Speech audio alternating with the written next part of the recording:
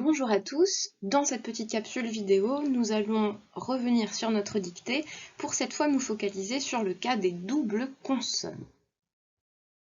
En effet, dans vos copies, selon les cas, certains des mots représentés en bleu à l'écran vous posaient problème par rapport à ces doubles consonnes. Donc les deux L de illogisme, les deux M ou les deux F de suffisamment, les deux R de bizarrerie, les deux F de souffert, les deux L de constellet, les deux M de notamment, mais un seul T, les deux C d'accordé ou encore les deux F de suffocant. A l'inverse, dans l'extrait numéro 2, beaucoup d'entre vous ont eu envie de mettre deux M à émerger, là où il n'y en a qu'un. Alors, comment faire pour s'en sortir dans tout ça? Eh bien, je vous propose de vous rappeler quelques petites règles et quelques petits trucs et astuces pour vous en sortir. 3 indices d'abord pour repérer les consonnes doubles. D'abord, rappelez-vous qu'elles se logent très souvent, le plus souvent, entre deux voyelles, mais qu'elles aiment aussi le L et le R. Deuxième indice, concernant la consonne Z, eh bien celle-ci n'est doublée que dans deux mots dans la langue française, pizza et blizzard. Et on ne double jamais les H, J, Q, V, W et X. Très bien. Maintenant que nous avons pu régler le problème pour certaines consonnes, voyons 4 règles d'or pour les autres. Et j'en suis désolée, les exceptions qui vont avec. Et oui. La première règle concerne les verbes en ELé ou ET, c'est-à-dire les verbes comme appeler, niveler, et en ET comme jeter, cacter, etc. Ceux-ci, lorsqu'ils sont conjugués, prennent deux L ou deux T. Appeler, mais j'appelle, deux L, E. Jeter, mais je jette, deux T, E. Sauf les exceptions que voici et que j'ai essayé de regrouper selon une certaine logique. À vous de voir si vous la retrouvez et si vous arrivez à mémoriser ces quelques exceptions. Alors, ne prennent pas deux L ou deux T les verbes comme sceller, déceler, receler, ciseler, marteler et modeler, démanteler, écarteler, peler, geler, dégeler, congeler, surgeler, acheter, racheter, crocheter, corseter, ou fureter, haleter. Deuxième règle concernant les mots en AC, qui commencent par AC, qui prennent pour la plupart un double C. Pensons à accueil, accueillir par exemple. Là encore, quelques exceptions que je vous détaille ici pour l'essentiel, les plus importantes. Un acabit, un acabit qu'on utilise souvent de manière péjorative pour évoquer une espèce de ou un genre de.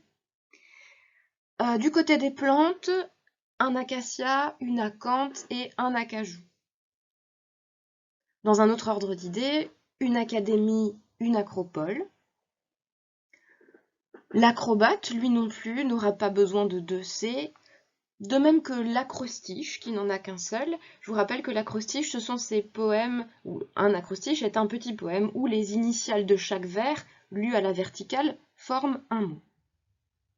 Une acrimonie, l'adjectif correspondant est acrimonieux. L'acrimonie, c'est cette agressivité ou cette aigreur dont on peut faire expression soit dans son langage, soit par son humeur. Et puis, l'adjectif acariâtre. On n'oubliera pas l'accent circonflexe qui marque souvent les termes péjoratifs. Troisième règle, les mots commençant en ap, ap, prennent deux P. Pensons par exemple justement à appeler qu'on signalait tout à l'heure pour les deux L.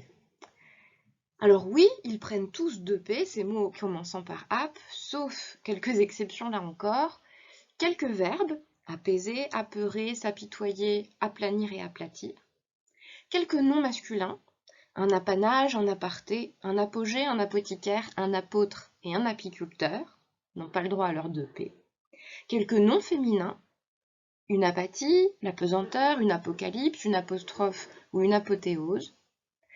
Et enfin l'adjectif apocryphe que l'on applique aux textes qui sont faux, qui ne sont pas d'origine, notamment pour les textes bibliques ou des textes qui se font passer pour des textes révélés ou faisant partie du canon biblique et qui finalement sont des faux.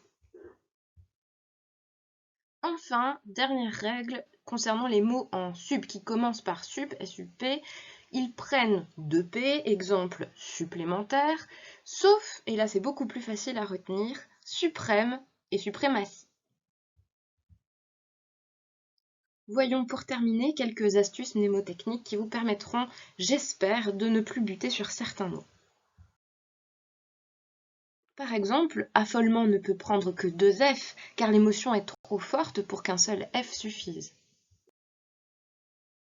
On ne confondra pas la balade avec un seul L, qui est une promenade, et la balade avec 2 L, celle qui permet de s'envoler, qui est plus légère, parce que oui, c'est une chanson, c'est de la musique. On ne confondra pas souffler et boursoufler. Et oui, être boursouflé, ce n'est déjà pas très joli, alors autant essayer de rester discret avec un seul F. Concomitant. Ce mot qui signifie simultané a l'air comme ça compliqué, mais en fait aucun doublement de consonne pour lui, car fidèle à son sens de simultané, les lettres préfèrent se suivre de près l'une après les autres pour ne pas perdre de temps. On essaiera de ne pas confondre les préfixes hypo et hypo. Hypo avec un Y et un seul P, c'est ce qui concerne tout ce qui est faible. Ça signifie faible en grec. On parle par exemple d'un régime hypocalorique ou d'une hypoglycémie ou d'une hypothermie, hein, faible température, faible chaleur, etc. Et puis hypo avec 2P et un I, là c'est une racine grecque qui nous ramène au cheval, d'où l'hippopotame, hein, le cheval du fleuve, ou les courses hippiques par exemple, ou l'hippodrome, etc. Donc essayez de vous rappeler tout cela avec la formule « un hippopotame n'est pas hypocalorique ». Et verrou, eh bien 2 R, comme lorsqu'on ferme à double tour. Et vous connaissez sans doute les astuces des 3 verbes suivants.